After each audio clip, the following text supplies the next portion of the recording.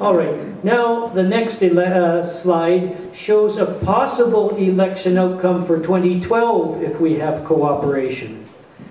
If the Liberals and New Democrats hold their present 11, or I should say 10, now that David Taylor has removed himself from the mix, and say 11 of the seats where the combined opposition vote last time was greater than the Conservative who won, and 8 of the 17 on the other two charts where it's possible but not exactly better than 50-50.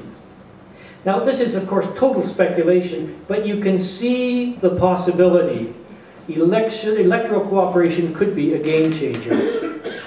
Wild Rose will almost certainly take a big chunk out of the Conservatives next time and split the right-wing vote to the benefit and possible very strong benefit of progressive parties. What a great jump-off point that could be for the 2016 election, where we might see a coalition government of progressive parties. By the way, this combined opposition slice of the pie could include the Alberta Party if they end up with progressive policies, which is not to be taken for granted, and if they're willing to work with the Liberals and New Democrats. We have no idea whether they'll be a factor or not at this stage, but because they will obviously fragment the center opposition vote even further, we do not support their entry into the electoral arena. And it's also possible that those presumed independents, subtly colored in green, could be Vision 2012 or former Greens who would vote with the combined opposition. And the combined opposition in this chart refers to the Liberals, New Democrats, and maybe the Alberta Party, and certainly will fold in the Greens on our 2016 chart. Next slide. Now this is a step backward. Without electoral cooperation, under business as usual, this is the kind of stuff we're going to get. As you can see, vote splitting gives a very, very weak representation to the progressive parties, and in my humble view, would be a very, very big disappointment. We believe, that is the DRP, that if small c conservative rule is to end, for we don't really see much benefit in jumping from conservative to Wild Rose, the leaders and local riding executives of center-left parties simply have to end their old rivalries and unite in a common cause. They must not let old competitive politics stand in the way of a combined, pragmatic, and cooperative alternative. Now, with this kind of dismal prospect in mind, we might want to ask why people do resist the idea of electoral cooperation and exclusive candidacies. Some think it's undemocratic to remove a party from the ballot in a particular constituency and prevent its supporters from voting for it. But our plan is a 1 or 2 election plan, short-term pain for long-term gain. And once proportional representation is established, the electorate's wishes would be far more faithfully reflected in future elections. And are the skewed results from 2008 any more democratic? A conservative vote, if you look at the fractions, a conservative vote in 2008 outweighed an opposition vote by at least 5-to-1. Some Liberals and New Democrats resist the non-compete idea because they don't trust the other party. But they have lost sight of job 1, which is to defeat a perpetual government party.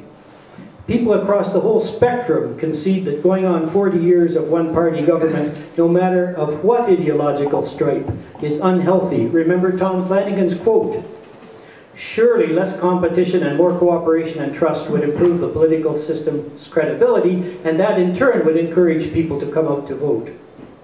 Other Liberals or New Democrats fear how negative advertising by their opponents would spin inter-party cooperation, like the absurd claims made by federal Tories when parties outnumbering them in the House of Commons talked of a coalition. But as has already been mentioned tonight, coalitions are routine in most democracies, and letting your opponents decide what is right is utterly self-defeating. Some people are uncomfortable with voting across party lines because they think the party platforms are so different.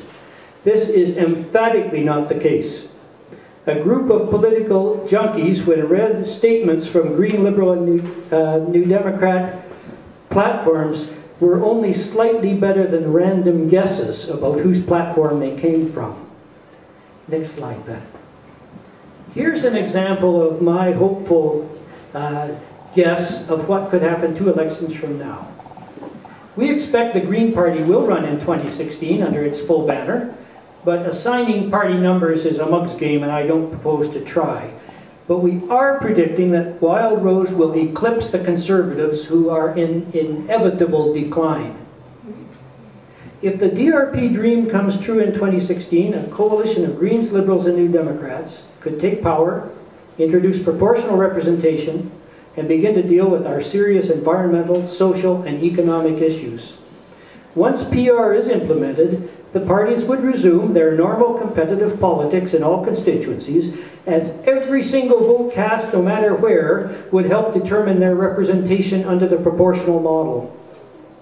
As for the form of PR, there are 2 main candidates: the mixed member proportional system, which most political scientists favor, and the single transferable vote, which almost made it in BC, but not quite.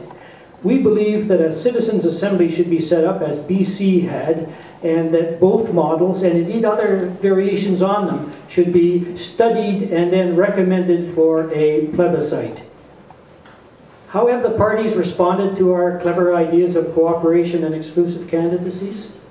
The NDP continues to be against it, even though their candidates in some ridings split the vote in 2008 and let Conservatives win. David Swan of the Liberals has raised the matter with the NDP leader Brian Mason, but Mason has rebuffed him, and Swan's party itself is split on the notion. The Green Party has lots of time to decide, as they can't run formally under that name till 2016.